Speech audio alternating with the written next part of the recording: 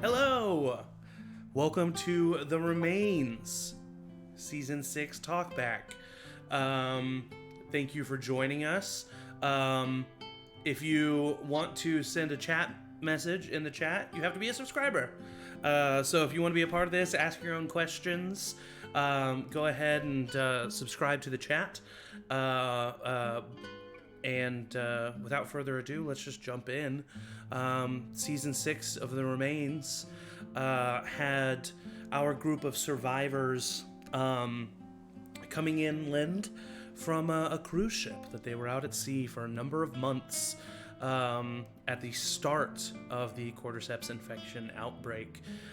Coming back to land and finding out that everything had gone to shit, and that the world that they were coming back to was nothing like the world that they had experienced or expected. And immediately hit the ground running, literally, and a bunch of chaos happened. They lost the vast majority of the people who had come with them within the first 10 minutes of being there, and ran into a furniture store, and there they met some members of the military that weren't actually members of the military, and were some scavengers who were kind of embracing this new world of chaos and taking what's yours. That broke out into an altercation with our group, where they lost the captain of their ship, a very important member. They then were overrun by infected yet again. They were saved by a group of survivors who had made a makeshift camp on a rooftop, one of those survivors being Julian, played by Angie's significant other. And with that reunion happening, a wedding took place, a really nice moment. Our party enjoyed getting to know one another and the people on the rooftops. And eventually, it was decided before this, but they had to go to a hospital with a couple of the people of the rooftop survivors to find some supplies for not only the camp there, but some for themselves as well, and for the people back on the cruise ship.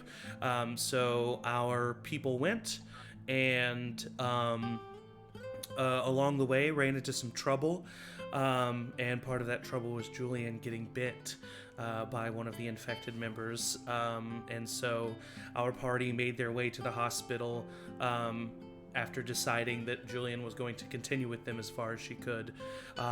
Crossed a 25-foot gap, 50 feet, some 70 feet in the air, to get over to the hospital, made it in, got some supplies, were overrun by infected yet again. It seemed like a never-ending stream.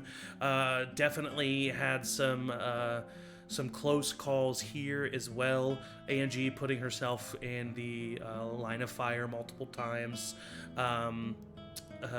And Roy, one of the NPCs from the rooftop, perishing in the process. But eventually they made their way out and away and left behind Julian Richmond, who tried to clear out the infected as best as she could, before taking her own life in hopes of making a return trip easier for her wife and the rest of the group. And that is where we ended Season 6. It was an emotional end, but also a bit of a cliffhanger. So before we dive into the discussion of this season, I want to talk about what you four survivors think would happen with your characters. You know, if you had your druthers, and I'm just going to go ahead and preemptively say this, who knows what's going to happen in the future? Who knows if we might actually see these characters again? So everything that's being said right now is just, this is hopeful. This is what you would hope to happen. But who knows? We could be returning. But with that being said, if you had complete control over the story and the next couple weeks, couple months, as long as you want, what do you think would happen with your character? Let's go ahead and start with Patricia Carmen, played by Emily. Emily, what do you think happens with Patricia after she finds herself at the end of season 6? I like to think that Patricia would really like step up. I think that she took a real backseat role in her life in the before world. And I kind of, even as a player, thought that like this season, like a lot of the stuff that happened was going to kick her butt. And because of literally like a bunch of good roles, I feel like it gave her such an arc. And so I think she would really continue that of like building her self-confidence, like taking a leadership role in the camp, really continuing to like learn everything she could until I think eventually she would end up as like whatever group she ended up with as a leading figure. Do you think that she would stay with the rooftop survivors, or do you think that she would I try to think make that her she way back to the probably cruise ship? would, unless something crazy happened where like they have to leave. Hmm. But I think that she, that's sort of where she proved herself. So I Yeah. think that that is where she would stay. Okay. Love it. Kind of. I know you and I talked about this off stream, but kind of Carol vibes from The Walking Dead. Hmm. Kind of her arc. Um, all right. Well, that's wonderful. Um, what about Victoria Grayson, played by Miranda? What do you think she gets up to after the events of season 6? Well, I think um, she would stay with Julian's wife. What was her name? You're okay. I'm drawing a blank too. What was her name? Leah. Leah. Yes, that's Leah. it. Leah. She would definitely like stick with Leah for a good while, or like as long as Leah wanted her to. Yeah. Um, but I think she would end up like finding. I think there would be a group of people trying to establish some sort of like government, and I Okay. could see her like becoming a part of that group and really like maybe becoming the president of this new society. Okay. Yeah. No, I love that. So if there's like a Because she would just need stuff to do. yeah, so if there's an attempt to like rebuild civilization in this area, that's kind of where Victoria would be putting her time and efforts. I Yeah, I'm love not that. saying it should be like our current government. Yeah. Yeah. You think it should be a monarchy with you being the queen? I mean, obvious. Yeah, obviously. You guys can come. Okay, cool. All right, well, Soph, what about Courtney? Courtney really, and we'll dive into this later, but Courtney had a lot of trauma occur to them Yeah, this season. So, what do you think they would get up to at the end of season yeah. 6? I think I mean, that was a lot of what I wrote for this epilogue was that kind of balancing those roles of trying to be there for the people on the boat and Yeah. also taking care of themselves and probably putting themselves on the back burner. That they would spend the next weeks and months trying to kind of like leverage their skills with medicine and the medical supplies that they gathered to start bringing people off the boat, but kind of doing as much as they could to prepare those people mentally, physically for what they're about to face and what's going to happen. Knowing that as many people are on that boat, that it's probably too much to bring Yeah. into this community, and so like trying to trade resources to try and outfit those people as much as possible, knowing that they're going to have to go out and kind of make their own way and Yeah. hoping that they're okay, and that brings a lot of stress to his life, and wants to believe that like, oh, they're going out, they're going to be okay, they're going to form more communities, this is going to be a network, a community that we're building out into the remnants of what used to be the world that we knew. And a lot of that would come with stress and breakdowns and panic attacks and leaning on the medications that he can get his hands on to just find peace and joy and sleep and calm from the nightmare world that they now find themselves Yeah. in. Yeah, But no, yeah. I mean, I think that makes a lot of sense. Not that, and this is something else that we'll get into later, but like, not that everybody else just flat out forgot but Courtney throughout the entirety of season 6 was constantly reminding and speaking of the people on the ship, and definitely had half of their mind back there. And so that makes a lot of sense to me. And I think, yeah, I mean, as far as the people on the ship are concerned, I really think that the only thing that they would be able to do is just slowly make their way inland, and be prepared by you guys for like what they're going to be witnessing and seeing, and then just kind of, they can stay with the rooftop group, that can expand, they can go make their own communities, but I definitely don't think staying out on the ship was going to be a viable option for them. Well, last but not least, because Julian's dead, Brandy Clausen, played by Kelsey, what do you think she's going to be getting up to? So I've decided in my own headcanon that Brandy becomes a combat trainer. So she would probably start by going back to the ship with Courtney and training them alongside, right, to prepare. And I think that she and Courtney kind of formed a little bit of a bond, so I think that we can kind of lean on each other through that difficult period of transition and help them the best that she could. And then I imagine that she would then return to the rooftop community and prepare for the next attempt at the hospital. That would kind of take up a lot more of her time. I think that she would focus probably working with Abe on that. Yeah, just knowing that that's going to be the next thing. I think given, again, what she went through, I think she's very much now the type of person that's one thing at a time, like not really thinking too far ahead. She's seen a lot of people die, and so it's not really like I'm gonna plan my life anymore. It's what's the next thing we gotta focus on, let's get it done. Once that's done, once operation whatever is complete in her mind, it's like, okay, now what's the next thing, what's the next task? Yep. Okay, yeah, no, I mean, it kind of sounds like everybody would just do what they did on the ship, but just like on a more grand scale, almost kind of a thing. I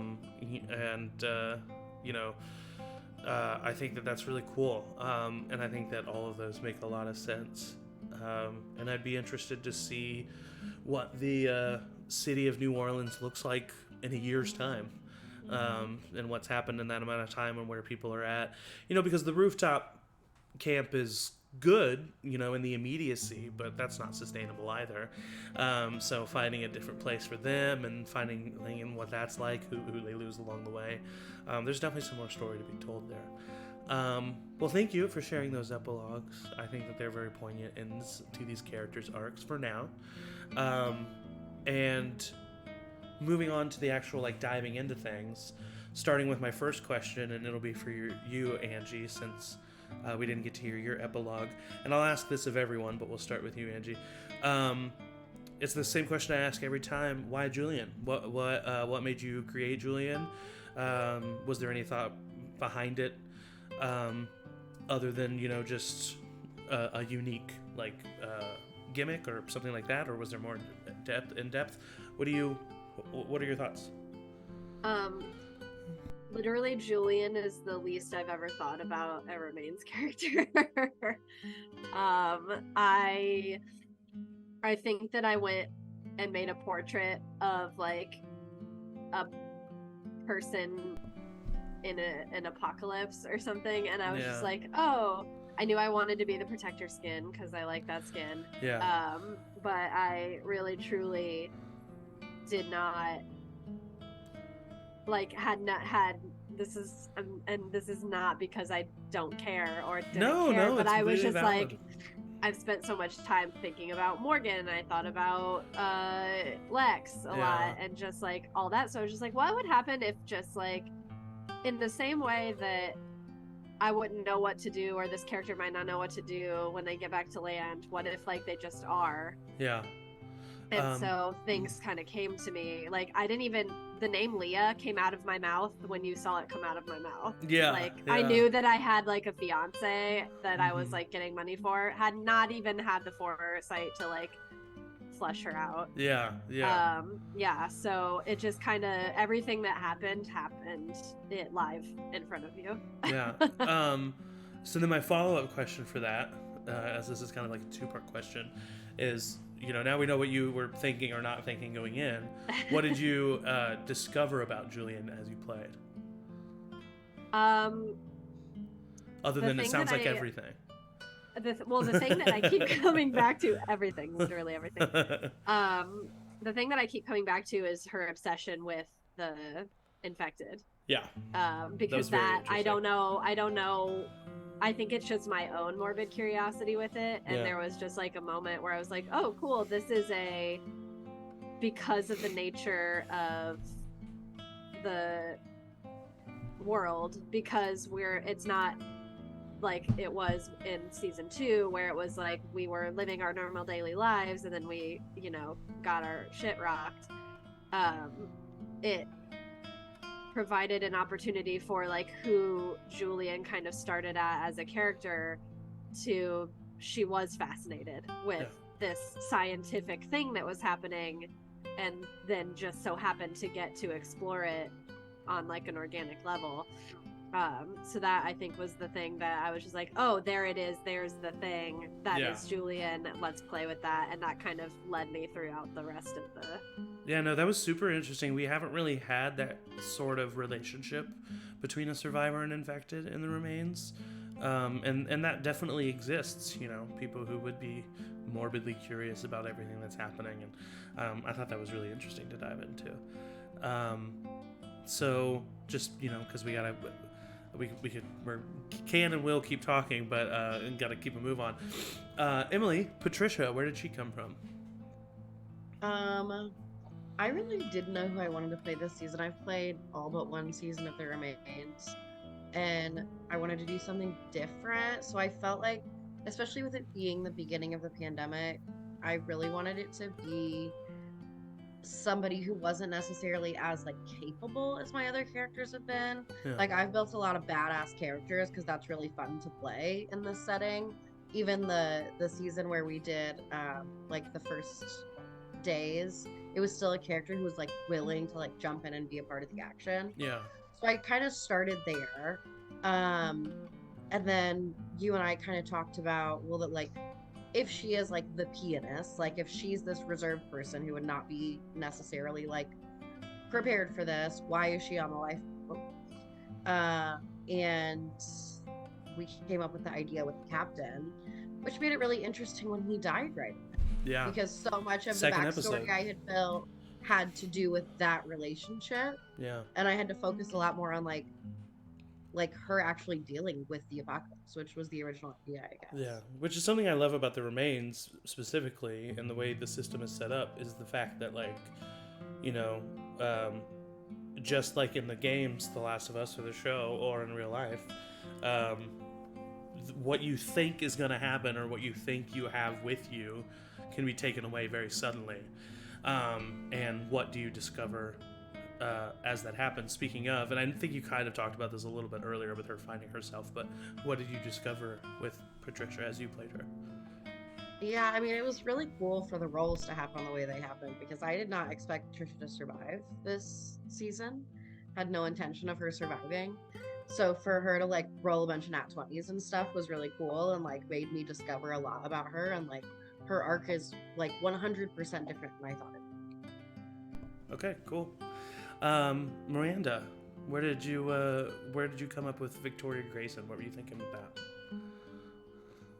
I didn't really know what I don't know. I didn't, I've never played before, so I mostly based it on everyone else's choices. Yeah. I was like, I feel like this person is the characteristic or skin. Is that what it's called? Charismatic.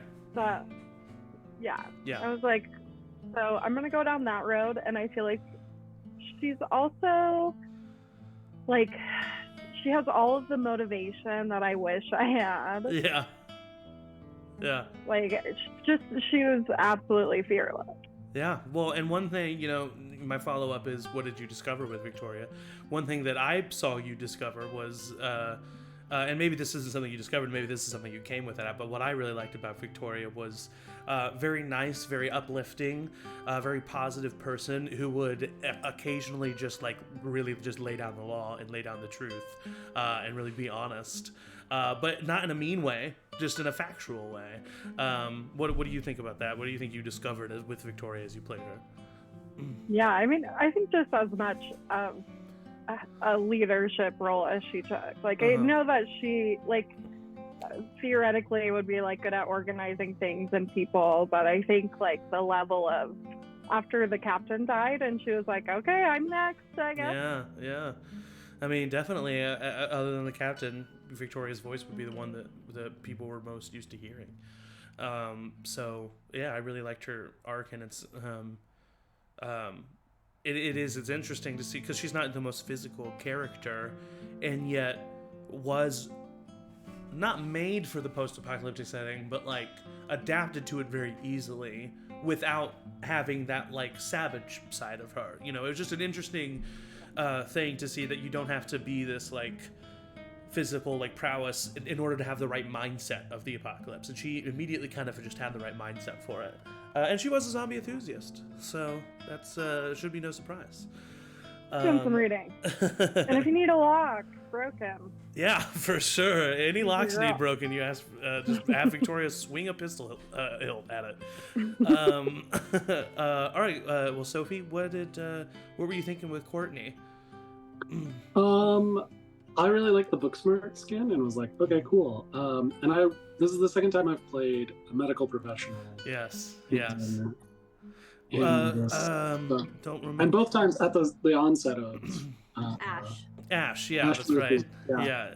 And I definitely felt Ash was like the more positive, caring version of Courtney. Felt like. Yeah. Well, I'm realizing how much I was kind of a return to that like, ooh, let's like pull some more out of this character type. Yeah. With Courtney, because very similar, like kind of depressed. Yeah. Book smart people who are trying to help and unable to do much besides like put a band-aid on the wounds that we're facing in this space. Playing the Booksmart, you're like, ooh, you're playing the healer, you're playing the cleric. Yeah. But like, you can't affect the world at large, even as this is a medical issue. You don't understand what's happening. All of your intelligence is like just really so small when it comes to this early stage, especially of the outbreak. Yeah. And in this way, I think too, like Ash had no ability to kind of like take care of the responsibilities that she'd been left with, that was going back to like that assisted living facility, because the city is going to get bombed. We can't go back to sleep today. Yeah. And with Courtney, I can be the one who's like, no, we've made promises. These people are our responsibility, and I am going to make that one of the like cornerstones of this character. Because it's really, when you're not, and I've never played a like combat centered character in everybody else is like, no, I want to be the fighters, and I love the Booksmart role, and it was like, nope, cool, easy, just slot right back into here. It is a really scary world to exist in at all, but especially when you aren't able to hit very hard. And it kind of seemed like I don't know if you think this way, but it kind of seemed like Ash was like really fucked up and in like a crazy place, and then the apocalypse kind of helped them get their shit together in a weird way. And then with Courtney, they were pretty solid in who they were, and then kind of lost a lot of themselves in the apocalypse. Absolutely. I think it was like, Courtney all of a sudden losing all sense of structure. The captain moving away, like we're going into this unknown space, and it is for them. I mean, they said it. We are in hell, Yeah. And I now have to like bastion all of these people through it, and not ready for it. Were you, so speaking of like what you discovered with playing Courtney, were like the way you described Courtney to me, like I would have, you know, stereotypically guessed that Courtney's response to trauma would kind of be like anger deflection, like fuck that shit, like that's like almost like more so similar to like Brandy's reaction. And so was it your conscious choice to really let everything affect Courtney? Like I don't know if we've had a character in The Remains that has been as affected by the environment as Courtney was. Like was that a conscious decision? I think that was a lot of me leaning into the feelings that I was having around it. And I kind of went in with like, oh, they're gonna have a little bit more spit in them, and then was just like, no, this person is overwhelmed and I'm overwhelmed. So and I think like honestly the other game that we play on this channel, Charm or not, for Charm Persons that we play, Monster Hearts, and leaning into the feral like just feeling nature of it is like, oh, I'm just gonna channel some of these things. Where am I at, and what are the feelings here, and just live in that in this space. I love it. Well, then, last but not least, Kelsey, where was your mind at when you created Brandy? So, a couple fun facts to share. I was really excited about this because I was thinking about it and I was realizing all the little pieces that just came up. So, first of all, I did not make Brandy. My husband did. Cool. I came home and I was like, I don't have the brain power to do this. Give me a character. And he literally spit out the entire backstory of Brandy. That's amazing. I love that. Shout out to James. The best part, shout out to James. Did a great job. I knew that I wanted to play someone older, so my first two Remains characters were young, pretty naive, like thought they knew a lot, maybe they didn't. So it was kind of like the plucky young. Yeah. And this was I knew I wanted someone a bit older, a bit wiser, a bit harder. The a bit really more of a taller, part, a bit more of a baller. Yeah, the basics. The best part is that my backstory didn't have Brandy as a war veteran. Oh, really? She was married in my original. Oh, that's really right. Young, and her husband was in the war and died, which is why she's back on the dating scene. So when you, in the moment, said, "Oh wow, she has combat experience, right?" And I was like, You could have corrected me. I'm sorry. No, but I was like, this is what I was missing. Like this was the piece. Yeah. So I had such fun discovering. Yeah. I'm DMing this myself. You know, going into it, but it was like, because it was like, does anyone have combat training? It was like, which branch? And I was like, I paused a really awkwardly long time and was like, Army? I was like, we're going with it. So again, everything was very much on the fly, but I think it was so fun to have something surprising to play with. Yeah. Because the way she reacted to the world changed immediately. Yeah. Very fun. No, that was great. I love that. That's great. That's super fun to learn. I just went my yes and it. Yeah, no, that's great. And I think that's when you discover the best things about your characters was when you're just like, yep, that's the truth. Yes. Yep, that's my little brother, Jonathan. Hey, buddy. Right over there. Right over there. I remember when I pushed him on a split. Yeah, no. Okay, well, now that I know all that, I just kind of want to, like, open the floor a little bit to you guys. Just, like, is there anything that stuck out to you this season? Is there anything that you loved? Is there anything that you wish you could have explored more? Just, like, what are your thoughts? Like, what do you... Just kind of open floor, talk about what you want to talk about. I will say I would believe that Brandy wasn't actually a war vet, and she just said that she was because she has the skill and to get the like credential. We gotta get on that boat. Yeah. True, I feel like she wasn't, and she just said she was, and I could easily believe that as like a narrative. Yeah, for sure, definitely. That's awesome. That being, go ahead. No, go ahead, Angie. I was just gonna say, in addition to that, something that stuck out to me was stupid Brent. Yeah, Brett. And like, or Brett. Yeah. See, I don't even know his name. Yeah, you don't need to. Doesn't matter. But just like that whole plot line of him being kind of this like twisted guy and then getting his comeuppance, like.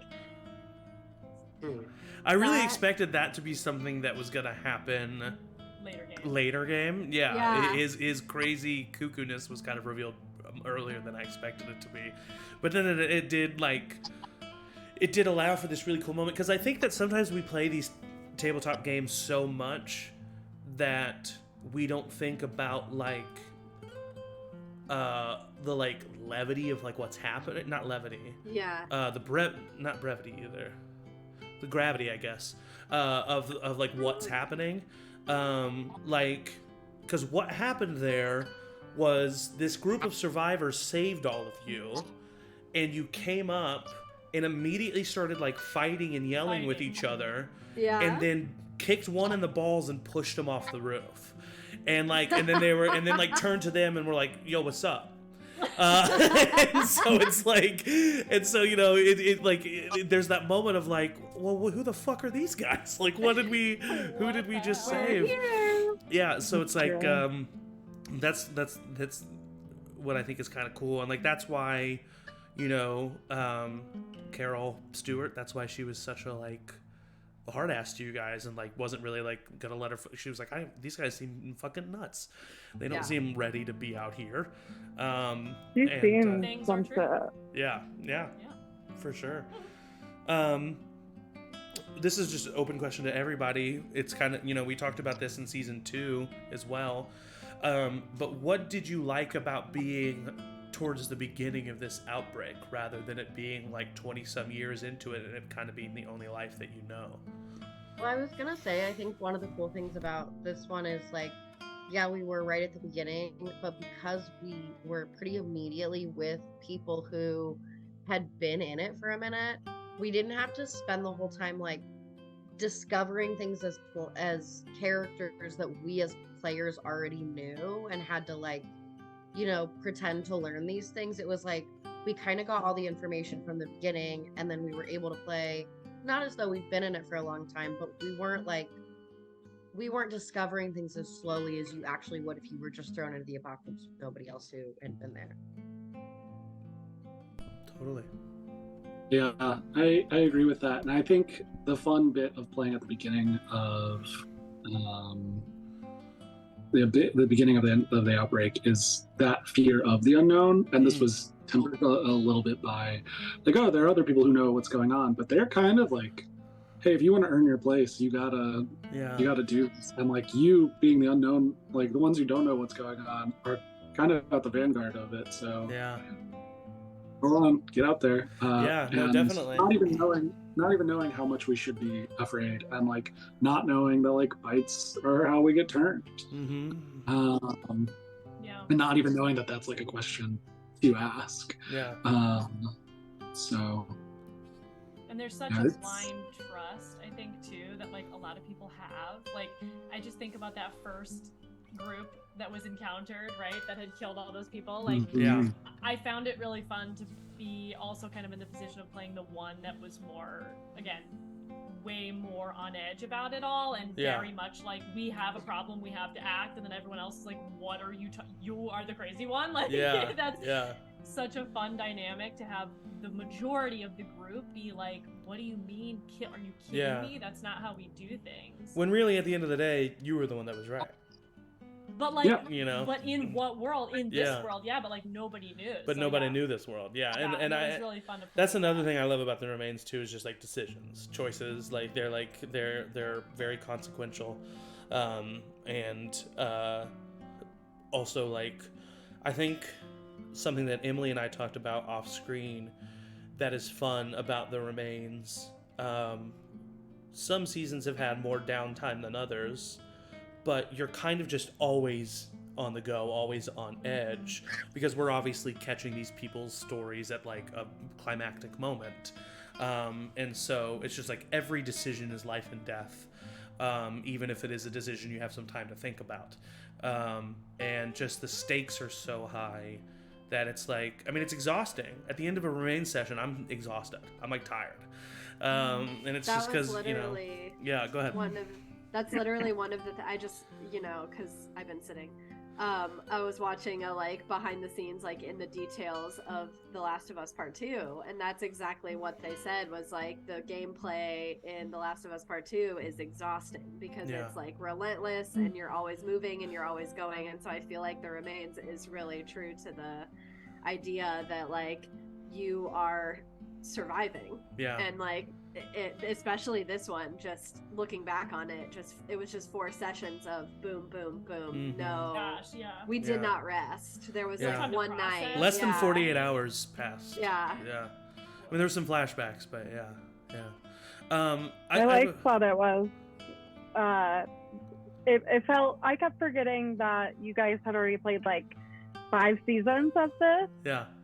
Which was nice. I feel like if it was later, I might have been a little more like, yeah, I don't know what I'm doing. Totally. Well, and I was going to ask you, Miranda, because you're the one person who hasn't played The Remains before, and I just wanted your thoughts just on the system in general, just like whether it be, you know, thoughts on like the stories and how they're structured, or the system mechanically, and you don't have to have any thoughts, but just wondered if you have any thoughts on The Remains. I thought it was solid. Yeah. Cool. No suggestions. No, well, I just, you know, this is a system. I don't know if you know. I think you know this, but this is a system that I created myself. I just manually created all this. I think like the natural flow says a lot about like how well it's structured. Yeah, I will say you created within 10 minutes a better character sheet than I have in 6 seasons. So thank you for doing that. I definitely don't have an eye for that part of it. So I appreciate that, and I will be using that in the future. Yeah, anybody else? Anything else that just kind of stuck out to you, or maybe some stuff that you wish that we could have explored more? Oh my god, the mechanics in this season, unparalleled. Like I don't think I will ever forget that bridge walking part. I have never been more.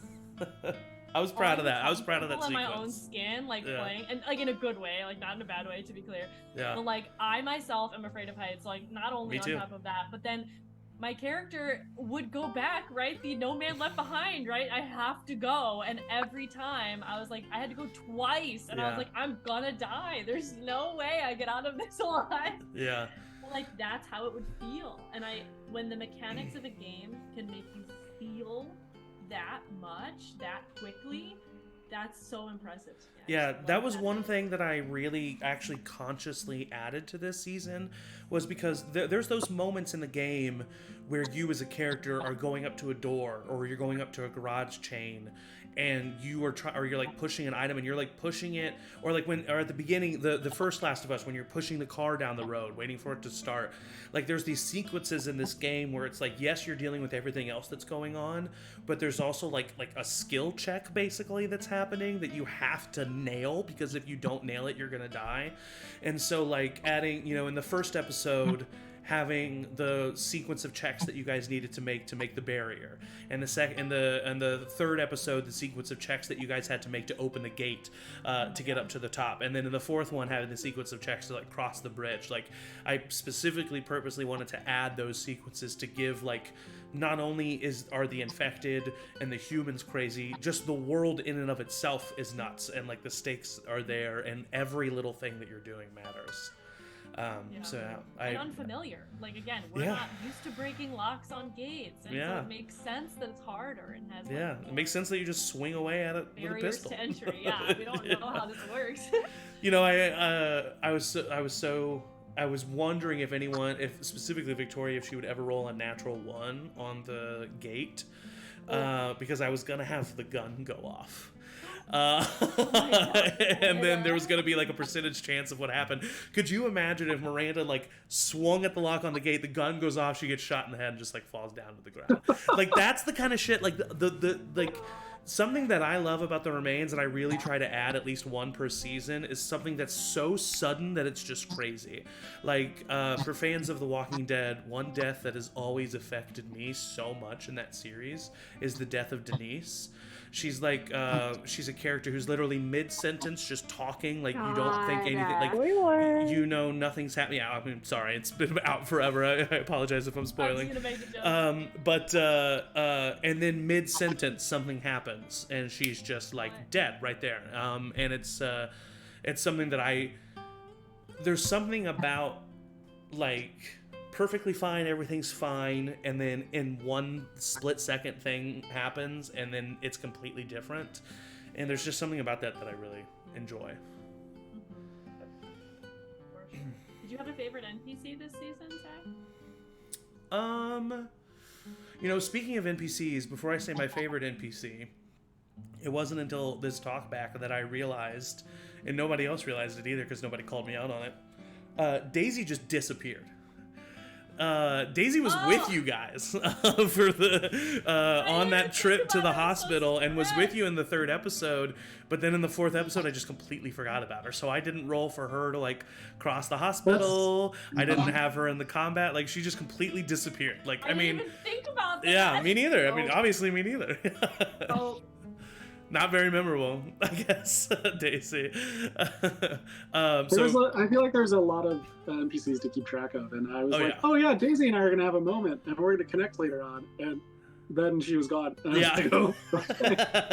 I thought she was with us, but I guess I won't say anything. I guess I was wrong. Yeah, no, I mean, and it's like, it's hard to keep track of, honestly, especially because I throw people were dying so quickly. Exactly, it's like Daisy she probably died. She probably died somewhere. Fell off the roof, yeah. Off-screen death. The actor negotiations didn't go well. She was written out. She got a contract for a better gig and like had to go. As far as my favorite, I mean, Abe was pretty great. The viewers don't know this, but the messages in the chat were so funny when Abe was introduced. They were just talking about how hot he was, and how everyone wanted to get with Abe, which I found very funny. But he was kind of just like the stereotypical, like, I usually in every season of The Remains have like just a dude. Like, he's just a guy that's trying his best. Like, every Remains season has one of those guys. And so that was kind of Abe's version. But honestly, even though he was so short-lived, I think I really loved the captain. This idea of this man who is the captain of a cruise ship, because it's better to be the captain of a cruise ship over and over again than deal with the fact that he doesn't have a good relationship with his daughters, and he's in love with this pianist who's kind of just using him, and then what does he do when he's put in the hot seat? You know, it's kind of like that, somewhat similar to the vibe of like Jack from Lost, where it's like just this like dude who doesn't have a good, like, he has a messed up life, like he's not in a great place, and then is thrown into this position where he just kind of like takes on a leadership role, and kind of discovers a better version of himself in this new world. And I was really excited to see what happened with the captain, but I kind of loved that he just got shot and died. Like, I kind of loved it too. What happened? Yeah, I couldn't imagine how this would have gone if he'd been alive still. Yeah. I think it wouldn't have been a better storytelling. Yeah. I completely agree. I think story-wise, it's good that he died. What was the dead body thing? What body did you? Oh yeah, I was gonna. Okay, so this is what happened. So one thing that I always love about The Remains, and I try to do it, but sometimes I don't get to it, is I love giving people secrets. And so I gave everyone a secret this season that was kind of connected to the two things. So the main secrets were that the captain had a satellite radio that he wasn't letting anyone know that worked, and he was using it to talk to his daughters. So he kind of knew what was going on the mainland, and knew where to go to meet up with them. And that's what he was going to do, is like, and then I will say he didn't even know what he was going to do with the 6 people part. He was just like, he was kind of digging, like pushing that down and being like, we'll deal with the 6 people part when we get there. Like, that's something we'll deal with when we get there. So that was one secret with him, as well as his relationship with Patricia. But the dead body, so basically it was all around Brett being crazy. So the dead body was just a nameless man who Brett thought was flirting with Julian. And so Julian? Brandy, sorry. And I so was like, and so he cornered the man late one night and killed him. What happened there is that Victoria heard the guy say, like, what are you gonna do with that knife? And then as he was dying, he was saying Brandy, because he was trying to like call out to Brandy, like, Brett's killing me, like, this is what's happening. God. But I planted it that way so that Victoria could think, like, Think he that- was like, oh man, it was Brandy who did it. And then basically the captain was using the radio one night, and Courtney came out because Courtney heard the radio, and then Brett saw Courtney looking for the radio, and Brett actually did think that Courtney was the one with the radio. And so he went back and told Brandy. And because he was willing to, because it was much easier to throw Courtney under the bus because he didn't like Courtney and Brandy's relationship either. And so he wanted Brandy to think ill of Courtney. And I mean, I really was expecting like episode 4 Brandy death, to be honest with you. That was my plan with Brett. Like, Brett was gonna kill Brandy at the end of the season. He was like, I wanted Brett to be this like serial killer dark horse that you like didn't know. Like, if he would have gotten into the survivor group, he probably would have killed someone that night, and then like everybody would wake up the next day being like, how is this person dead? And like, I really wanted it to be like an ongoing mystery, but I think that it worked out perfectly, that it was taken care of by 3 badass women who just destroyed him. I thought that was great. I probably, like, in hindsight, I shouldn't have had him just immediately, or I shouldn't have had Brandy immediately be like, oh, he sucks, I'm out on him. Like, I feel like there should have been some kind, if I were to do it again, there would have been like some kind of, even if it was like obligation almost, something there to hold him, because otherwise this whole time I was like, everything he does sucks. That sucks. And then he got he was able to get onto the, oh wait, no, I just lied about my own backstory. He didn't think that Courtney had the radio. He saw the captain with the radio, blamed it on Courtney because he didn't want you guys to have a good relationship. And then he blackmailed the captain saying, I know you have a radio and you've been talking to people, so you better put me on the lifeboats. And that's how he got on the lifeboats. Yeah. Sounds like there's no freaking way got on this lifeboat, dude. Yeah. wow. I love My it. secret was boring. All I did was see Patricia leave the captain's quarters. Yeah. It's not boring. That's pretty boring. It was boring comparatively. I'll give her that. It was. And Julian doesn't even care. I know. Julian was just like, oh, Okay, whatever. sure. Let him fuck. Sure, everybody's got to fuck, I guess. But I think the At least reason why somebody I'd sent you that one is because I wanted you to be like, if people were suspicious about the captain and what he was doing, I wanted you to then in turn be suspicious of Patricia. Oh, yeah, okay. Yeah. That makes sense. I didn't have time to be. And then what happened in the flashback is what happened with the body. The captain found it, freaked out, went to Patricia, and was just like, we can't tell people that there's a murder on this ship. We just can't. Like, we can't have that. So we just need to dump this body. And then he was just kind of like spending time trying to figure out who it was. He never did, obviously, because he brought Brett onto the lifeboats. Anything else that you guys want to talk about, or that you enjoyed or liked or wish we could have talked about more? I think it would be interesting to see what they are able to do with the rest of the people on the cruise ship. Yeah. Like, there's a lot of unknown there. I mean, I guess they could like just try to get supplies there, and they could stay on the water, and maybe that would be safest, or maybe they all kind of join them, but that's a lot of people. Like, there would be a lot to figure out. Yeah. Could go a lot of ways. Yeah. Who knows? Yeah, like, how long would it take to really expand? Like, obviously, best case scenario is we're able to carve out enough of a safe zone, right, where there's occasional breakthroughs, but that would take so long. Like, you'd have to build legit infrastructure to keep those out. Yeah.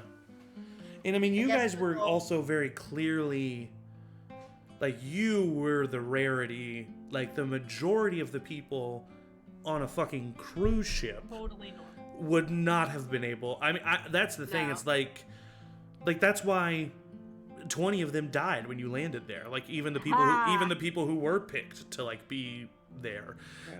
It's just, you know, so that's another thing. It's like I'd be interested to see like I don't know, like you said, it's how you, because that's also such an operation, because you can only take 10 on each lifeboat. There's like almost 200 left on the ship, and there's only 3 lifeboats, so it's like that's several trips. Once you do one trip, you're attracting infected there, so you can't do them back to back. So who stays each time? Like what's, you know, I mean, it's just like it's that is a huge undertaking, which is why it would probably be good that Victoria was there. It'd be good that Brandy was there, because they would be able to help just kind of like correlate efforts. But then also, if you get to the ship, there's going to be people who don't fucking believe you.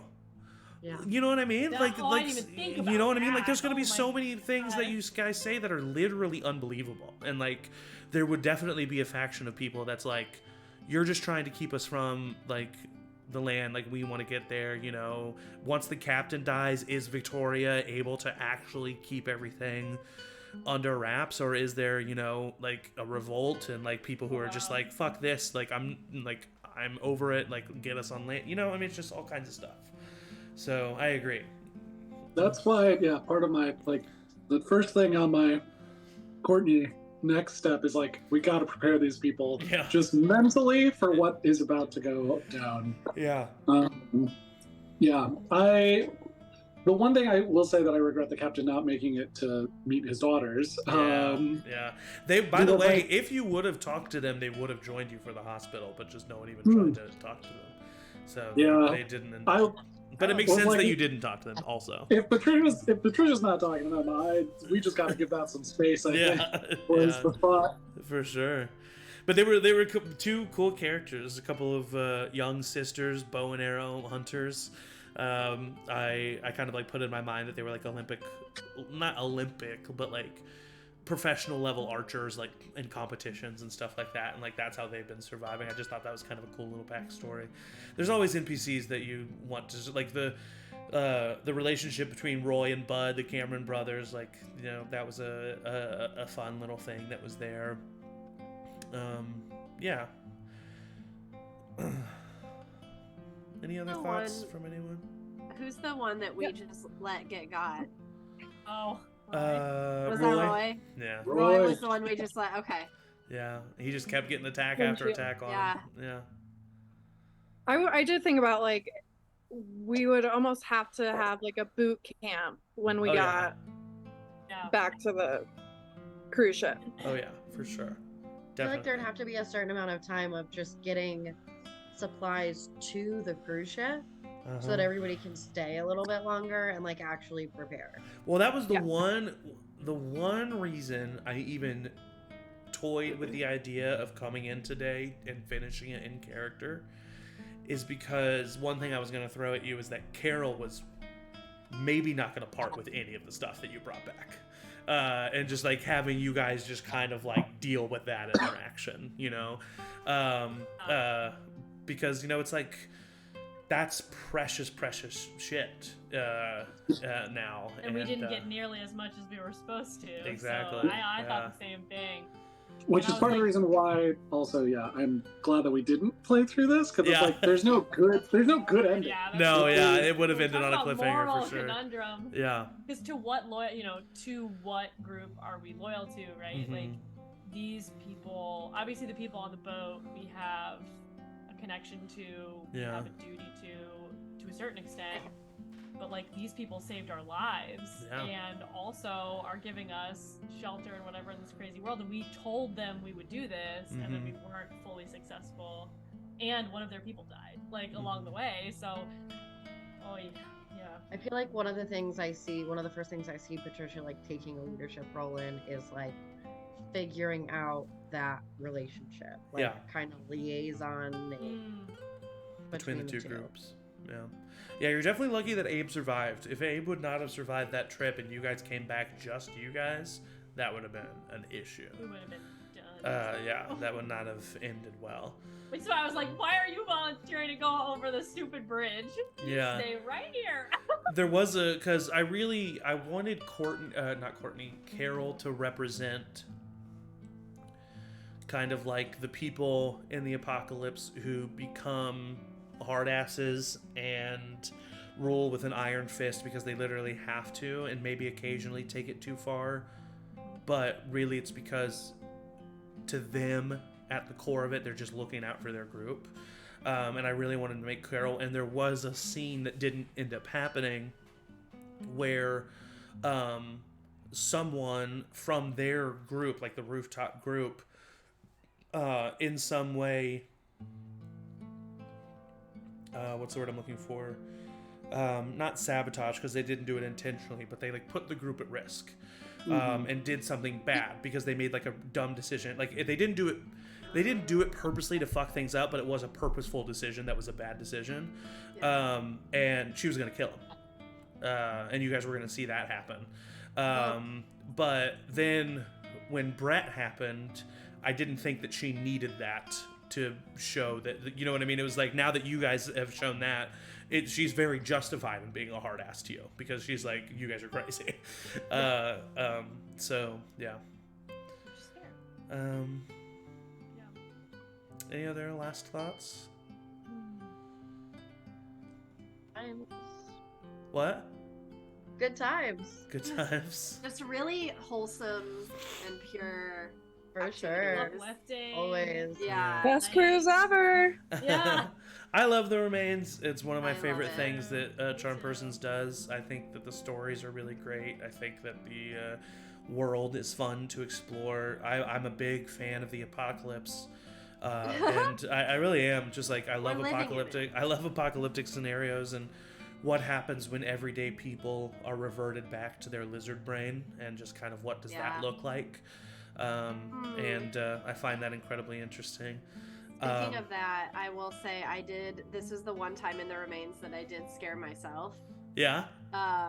With what Julian did in the hospital. At the I end. thought that was one of the coolest moments.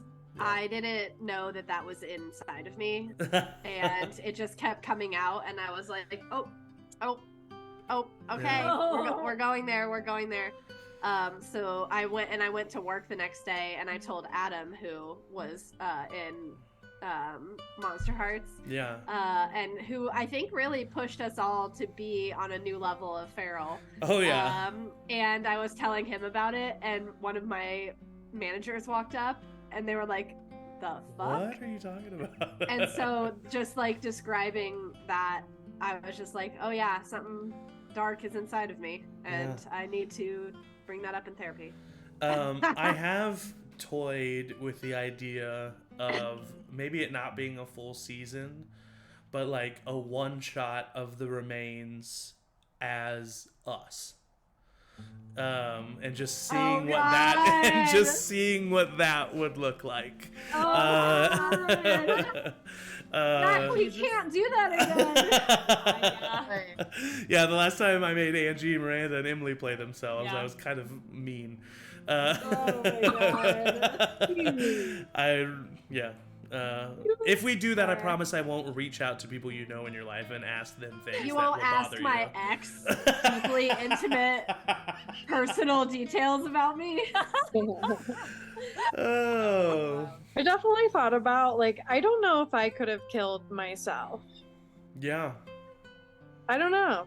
I don't know if I because that's the thing, it's like, that's such a decision, you literally can't know what you would do until you're in it. Yeah. But the decision of, do you let yourself turn or do you end it yourself?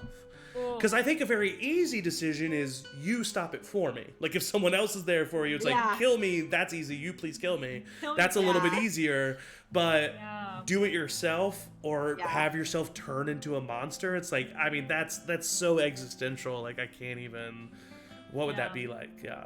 Meanwhile, I will say that Courtney is fully having suicidal thoughts. Just and it's like, I could just, if I fell, it wouldn't be that bad.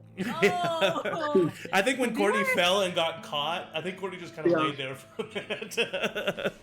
No, I think, literally. the fear of a near death did snap them back and like, no, I do want to live. Like, Yeah. But no, they were just like, There was going to be, so it never happened because Brandy was successful every time, but if Brandy was not successful with an athletics check, the person who was hanging was going to have the opportunity to cut their rope. And so I just because I wanted to see what would happen there, and that would be interesting. I just love choices. I love making you make choices and make them high stake choices. Yes. I thought for sure that I was gonna have to kill Julian. Like I spent like the full episode. I'm like, surprised ready that no to one do it. did do that. Yeah.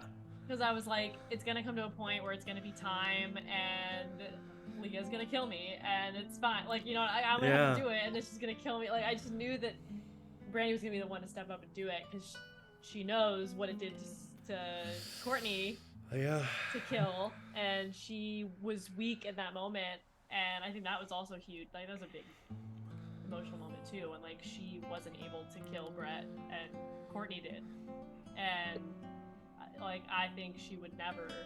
Yeah, that's something we didn't talk about. She would never shy away from that again. I think after that, just seeing the way that it broke them. Yeah. So I was like fully prepared. I was like, all right, don't have to kill Julian. Like, I don't want to do it. Yeah. That last scene was so beautiful. Like, It was it was very sad. Julian and Leah. It's a TV show, you know, like yeah, and I was like, oh, so cool. Like the classic, like panning out of the hospital. Yeah, and it's just kind of all you hear is just wind, and then just like a single gunshot. But even just the moment of her walking through the infected. Oh yeah, and with that them just moment of so cool. Because you were like, I'm just gonna stab them right where it is and like let them go. But then you brought them out of the room, and I was like, what a strange dance this is. Like that you're like this moment. It was like respect, but also like weird. I was like, oh, this is so twisted. I love it. Well, if there was no chance that Leah would have come back to the hospital, like if I knew that she wasn't going to come back, I would. There was a brief moment where I was like, no, I would turn all the way just to see what it was like. Oh my god, that's crazy. Yeah. That's crazy. What I found interesting is not only did you kill yourself, but you stepped into the fire and then killed yourself. And I found that very interesting. Well, because I didn't want Leah to recognize me. Oh, yeah. I didn't want there to be any chance that she. Come on. Real bad. That's what I'm saying. What's wrong with me? This is why I got COVID. Punishment. Your body was like, you need to focus on something else. You calm down, bitch. Take a long nap. Like this is you need to chill. Sleep for 5 days, and then we'll see how you feel. Yeah. I love it though. I love it, and I appreciate you all being players that can trust one another and trust me and be willing to go to those deeper places. And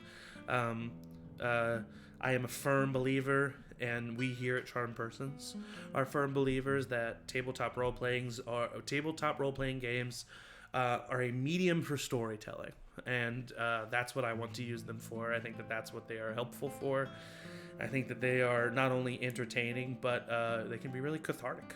And I encourage you to find a group of people and tell a story together. And thank you, players, for joining me on Season 6. This was a great return season after a bit of a break. Usually I have a little bit of a preview for the next season. I don't today.